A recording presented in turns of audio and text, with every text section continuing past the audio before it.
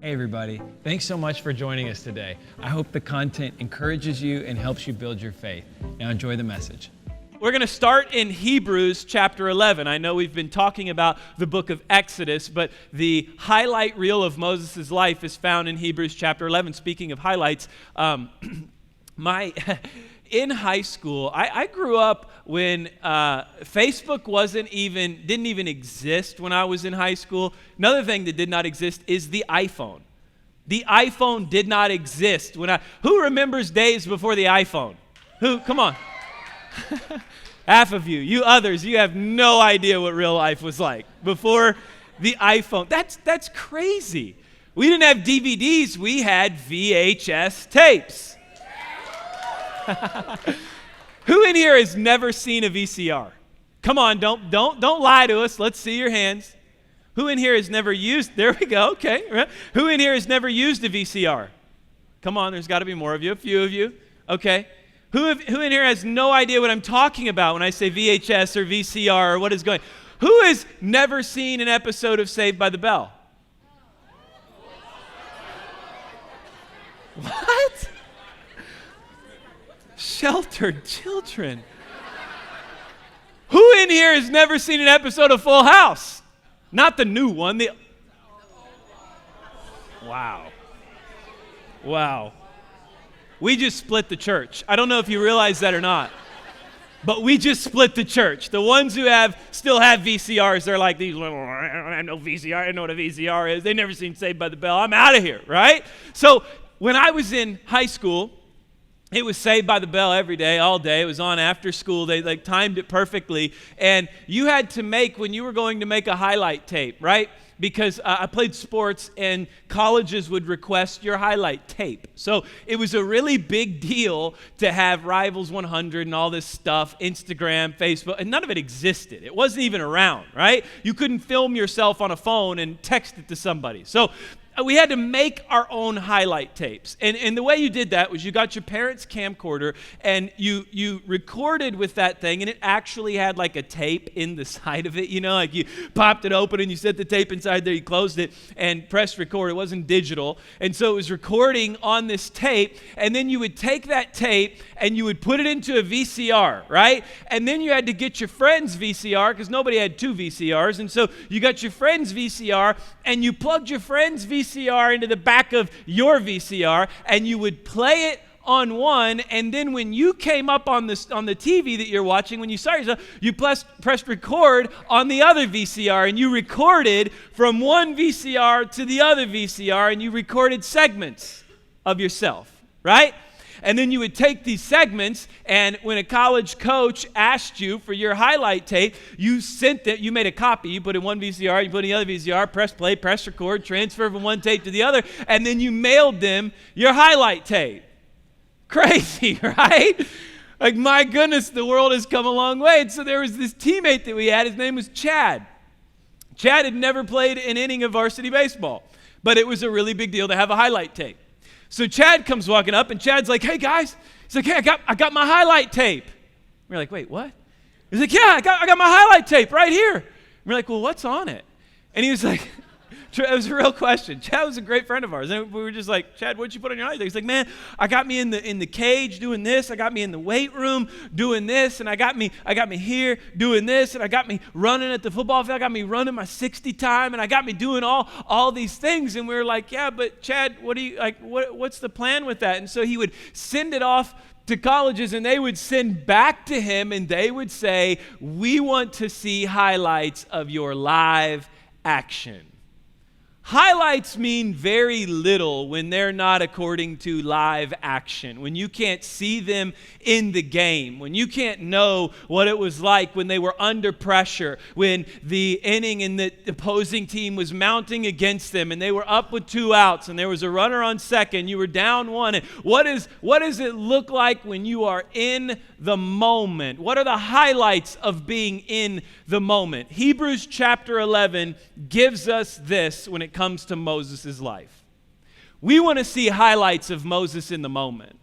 We want to see highlights of Moses when the pressure is mounting against him. What does it look like for a man who is called to lead a people to freedom, both spiritually so that they can worship and physically to the promised land? What does it look like when he's in the moment? What are the highlights of his life? Better yet, how did he get them there? And what can I apply to my life to take me to the same place of freedom? Let's read Hebrews 11, 23 through 29. It says, it was by faith that Moses' parents hid him for 3 months when he was born. They saw that God had given them an unusual child, and they were not afraid to disobey the king's command. Verse 24. It was by faith that Moses, when he grew up, refused to be called the son of Pharaoh's daughter. He chose to share the oppression of God's people instead of enjoying the fleeting pleasures of sin. He thought it was better to suffer for the sake of Christ than to own the treasures of Egypt, for he was looking ahead to his great reward. Verse 27. It was by faith that Moses left the land of Egypt, not fearing the king's anger. He kept right on going because he kept his eyes on the one who is invisible. He was looking ahead to his great reward, and he kept his mind focused on that which was invisible. Verse 28. It was, by the way, because when you do the opposite, when you forget about what God has for you and you start looking at your current situation, it will rob you of all faith. When you get stuck in the moment of what is happening now, and you forget that a great reward awaits you, and all that you see is what's going on around you, you cave in fear to the oppression of Egypt. You run in fear from the man they call Pharaoh. You cave under the pressure of bills being due.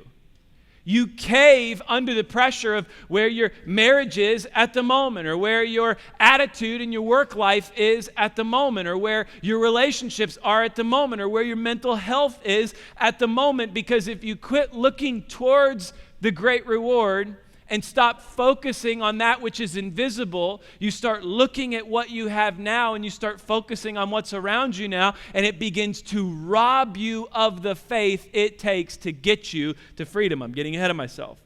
Verse 28, it was by faith that Moses commanded the people of Israel to keep the Passover and to sprinkle blood on the doorposts so that the angel of death would not kill their firstborn sons. Verse 29, it was by faith that the people of Israel went right through the Red Sea as though they were on dry ground. But when the Egyptians tried to follow, they were all drowned. 5 different times. I know you heard it. The author of Hebrews says it was by faith. Somebody say, by faith. It was by faith 5 different times, 5 different pinnacle events in the life of Moses that happened with Moses, or that Moses exhibited to lead his people into freedom. Now let's connect 2 things really quick. Moses' God-called, God-ordained, burning bush appeared to him purpose was to lead the children of Israel into freedom so they could worship God. We get that, right? His purpose is freedom. His mission is freedom. The destination is freedom. The vehicle that was used to lead that nation to freedom was faith.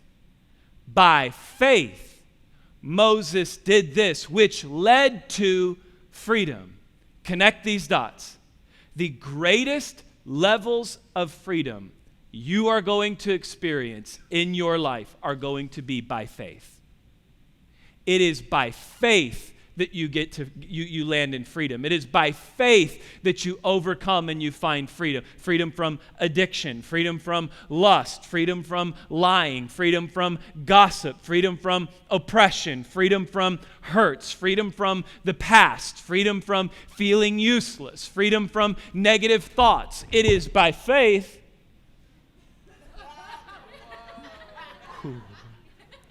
Y'all about saw something right there. Not from me, I'm worried about friendly fire.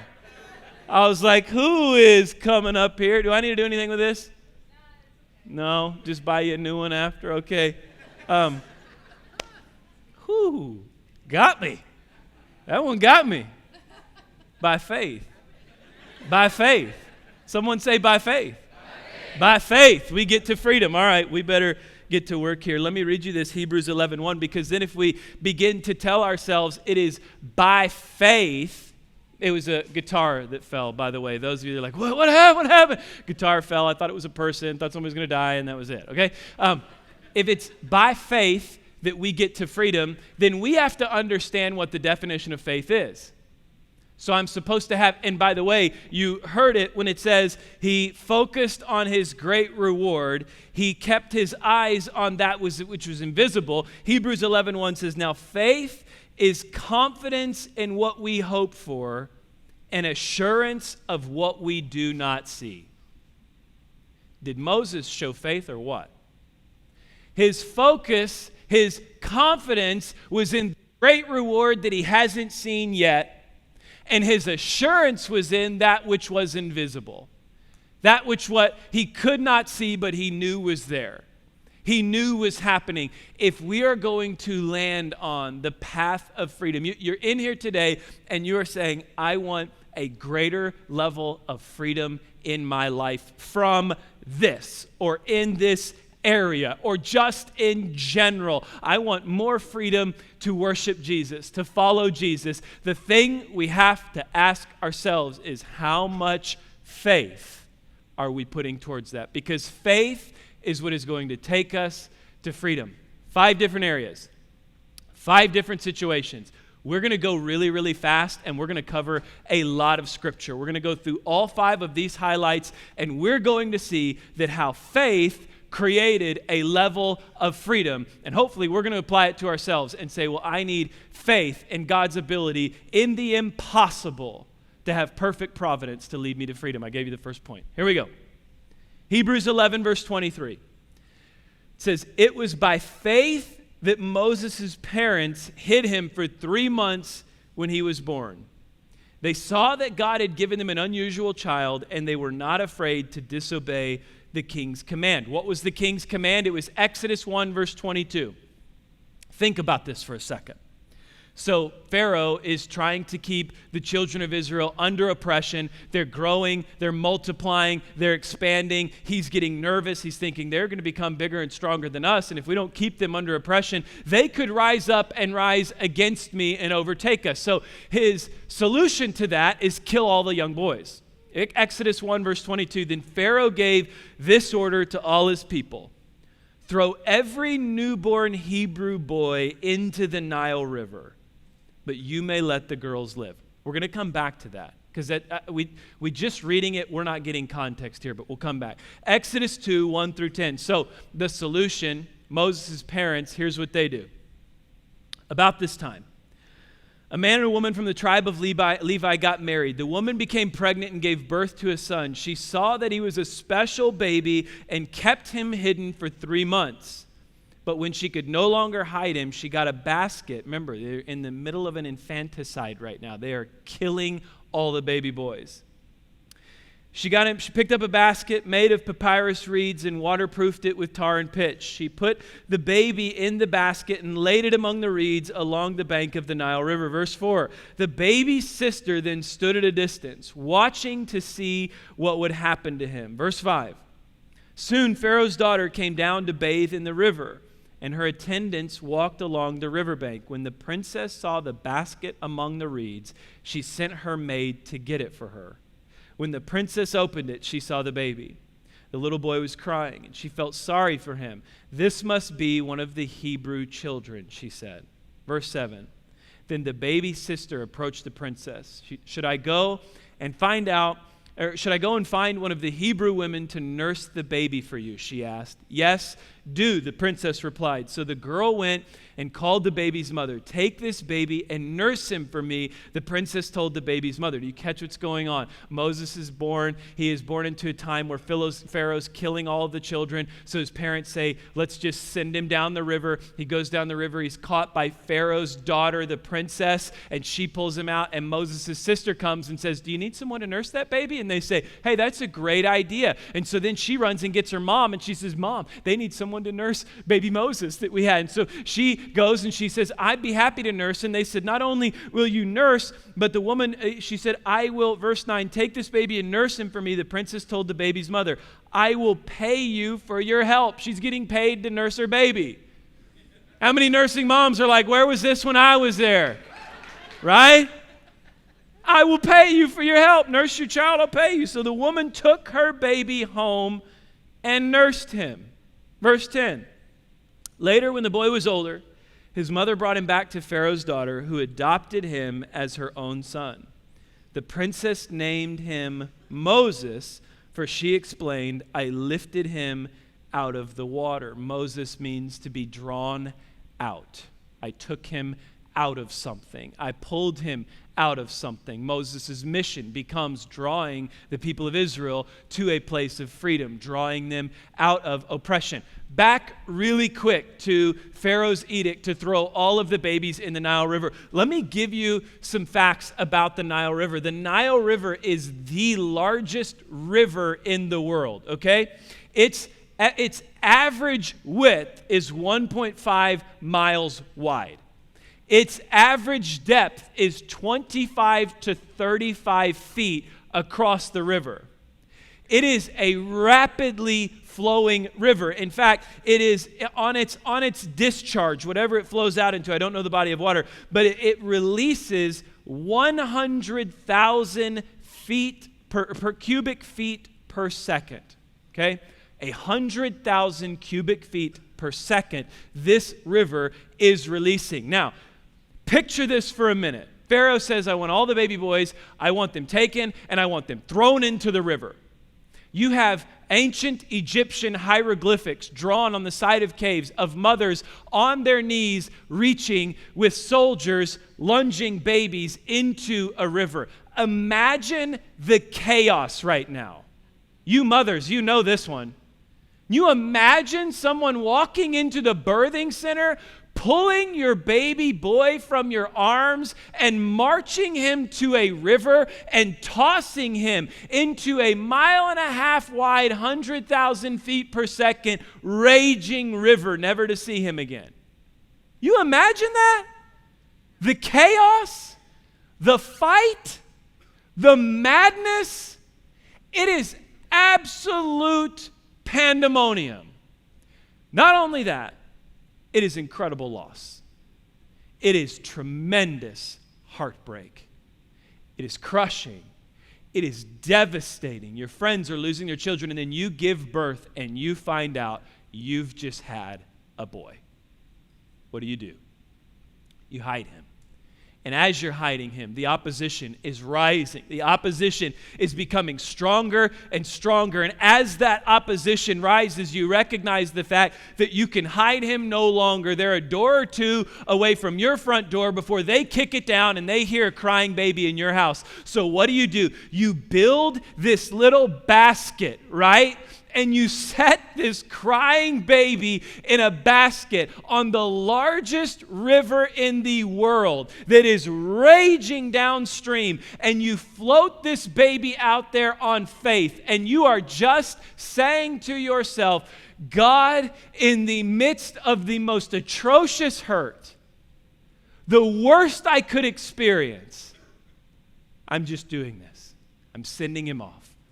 And I'm hoping you intervene. And what happens? Pharaoh's daughter, the princess, sees this basket, has somebody scurry out into this raging water, pulls this basket close, and then not only does she take the baby, but then she pays the mom to nurse that baby so that it can come into her kingdom. Do you realize this?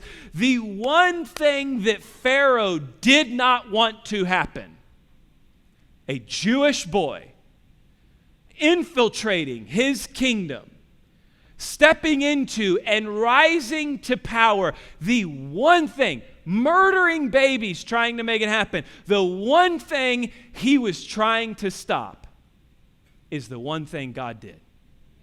In the heart of that chaos, do you realize the one thing the devil did not want is freedom from sin and death? The one thing the devil did not want us to experience is freedom from sin and death. And what is the one thing God did? Come on, what's the one thing God did?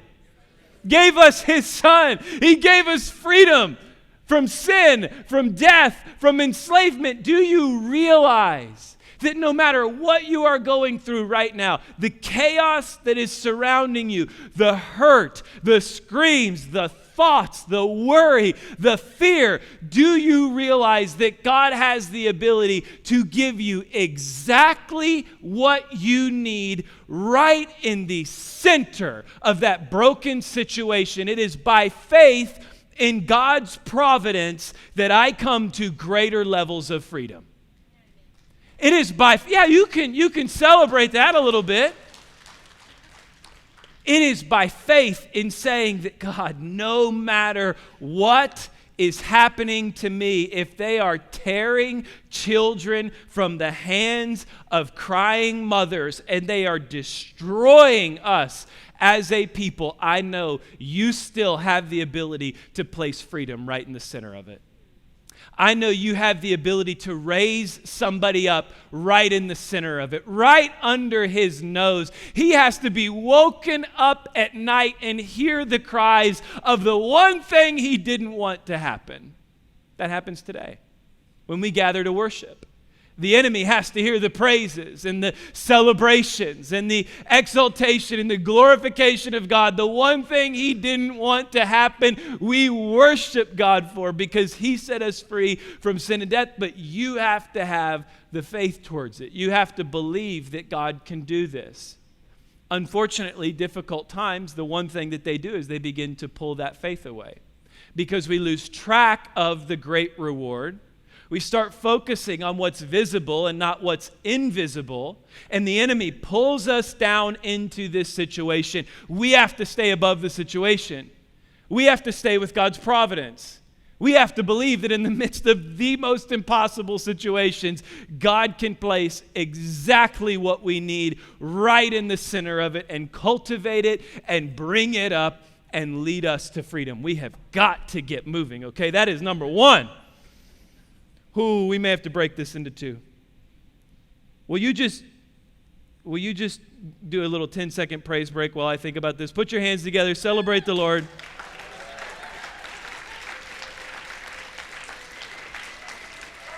Okay, there you go. There you go. All right, we're going to break this into two messages, I think.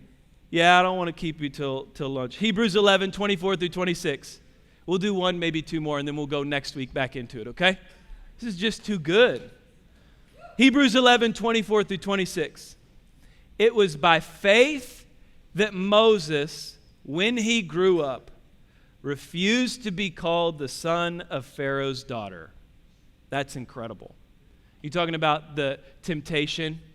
You want to talk about temptation? You're now Pharaoh's son. You now walk through the palace and they're like, oh, there he is. It's like Canaan in the nursery. They give him whatever he wants. I'm trying to get them to quit doing this. But it's just, it's like, oh, man, that's Pastor Luke's kid. I'm like, what that boy? And they're like, do you want a donut? Here you go. But this is Pharaoh's son. I just compared myself to Pharaoh and having it. No, that went terribly wrong. That's what happens when I don't stick to the notes. Let's just stay to the notes, Burgundy, right? Okay. Here. Let me walk you through this, all right? You talk about temptation. Now he's living in luxury. Do you realize, and this is really crazy to think about here when we read about what we're coming up, that there was never any sort of written law under the reign of Pharaoh. It was prohibited. You know why? Because Pharaoh wanted only his words to be law. He wanted only what he said to be law. It was prohibited from anybody to write down a law because God forbid Pharaoh want to change it. Pharaoh said, there is no law, it's my voice. If I say do this, it's legal. If I say don't, it's not. If I change my mind, that's it. So the temptation to have whatever you want, to live however you want, to experience whatever you want, to walk through the palace and command riches and service and everything else. Yet it says it was by faith that Moses, when he grew up, refused to be called the son of Pharaoh's daughter. That's because that's not who God intended him to be.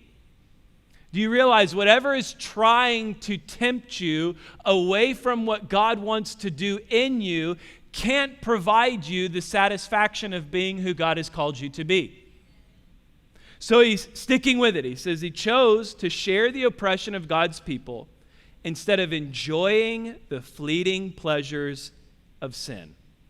Verse 26, he thought it was better to suffer for the sake of Christ than to own the treasures of Egypt. You realize that? He's choosing suffering over being the second and then the first richest person in a country that was flourishing. For he was looking ahead to his great reward. Here was the moment that changed everything with Moses. This is so important for us to see. Exodus 2:11-12. It says, many years later, when Moses had grown up, he went out to visit his own people, the Hebrews, and he saw how hard they were forced to work. During his visit, he saw an Egyptian beating one of his fellow Hebrews. That word beating in Hebrew means to beat, to slay or kill. So he's beating him to death. Verse 12, after looking in all directions to make sure no one was watching, Moses killed the Egyptian and hid the body in the sand. Man, the time. There's a long debate about whether or not what he did was a sin or against God's law. You realize yet that God hasn't given the law that thou shalt not murder. The only law was what came out of Pharaoh's mouth. Genesis 9:6 says it's body for body at this time. It is death for death. So if you kill somebody, then the punishment is your life, right? So going along these lines, with Moses being called to be the deliverer of these people by God, he has been called by God to deliver these people from oppression. Going to Acts 7:24-25, this is a recap of that event. This gives us the context of whether or not Moses was right or wrong. Acts 7:24-25, it says, he saw an Egyptian mistreating an Israelite. It's a poor translation. Beating him to death.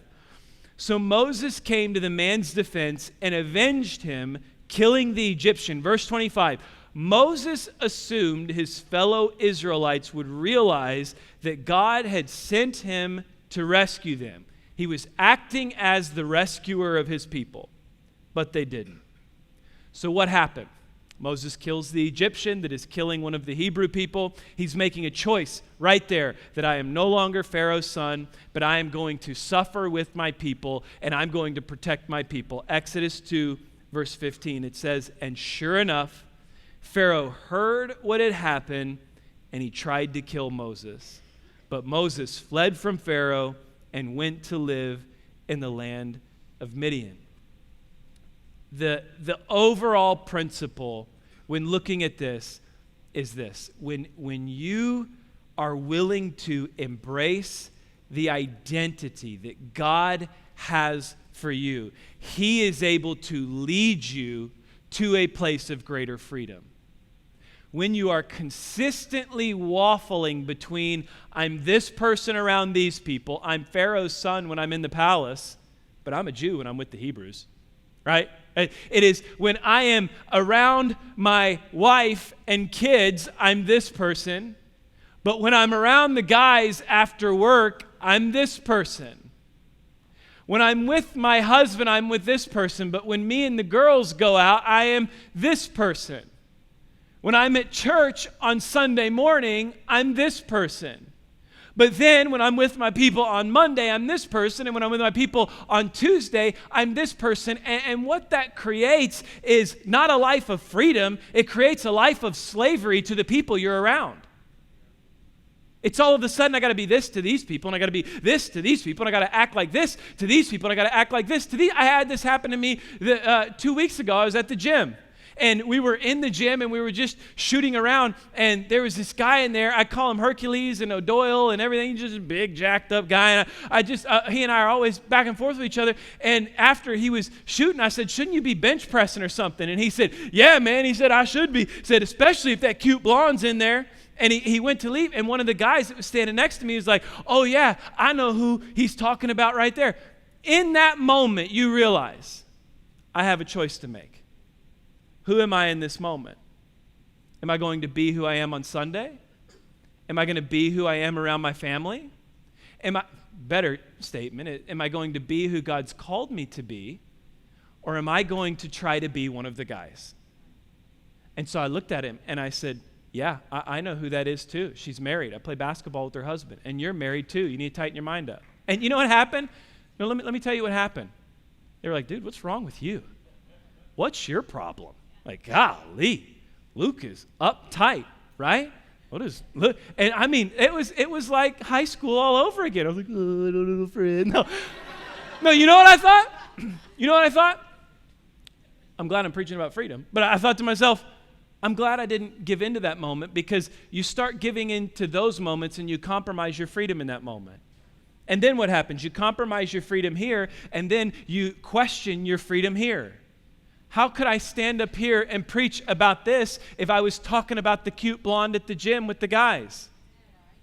How can God give me freedom in every area of my life if I'm a different person based upon whom I'm around?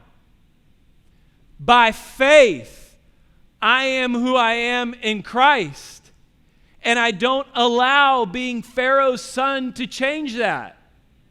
I don't allow the guys to change that. I don't allow the girls to change that. I don't allow my friends to change that. I don't allow my situation to change that. I don't allow what people say to me to change that. And when I live out of that place of identity, I am free to walk in a place of freedom, because I am me all around the board. You get this, right? We walk in freedom when we have the faith to be who God has called us to be in every situation. All right, one more and we'll end here. Oh, I love this one. Hebrews 11, verse 27. It says, it was by faith that Moses left the land of Egypt, not fearing the king's anger. That's incredible to think about, because when he killed the Egyptian, he fled to Midian out of fear of Pharaoh's edict to kill him. But then, look, he kept right on going because he kept his eyes on the one who is invisible. Exodus 9, 1 through 5. It says, go back to Pharaoh, the Lord commanded Moses. Tell him, this is what the Lord, the God of the Hebrews, says. Let my people go so they can worship me. Verse 2. If you continue to hold them and refuse to let them go, the hand of the Lord will strike all your livestock, your horses, donkeys, camels, cattle, sheep, and goats with a deadly plague. But the Lord will again make a distinction between the livestock of the Israelites and that of the Egyptians. Not a single one of Israel's animals will die. The Lord has already set the time for the plague to begin. He has declared that he will strike the land tomorrow. I love this. We just studied this, right? Moses kills the Egyptian. Pharaoh says, I want Moses dead. Moses runs off to Midian for 40 years. He's hiding in Midian out of fear of Pharaoh's edict to kill him. What does God do? God goes to Moses in Midian and he says, you've got a mission. You've forgotten about it, but I've still called you. Go down to Pharaoh and tell Pharaoh, let my people go so they can worship me. Put this together. God called Moses back to the place he ran from so that he could lead an exodus of more people.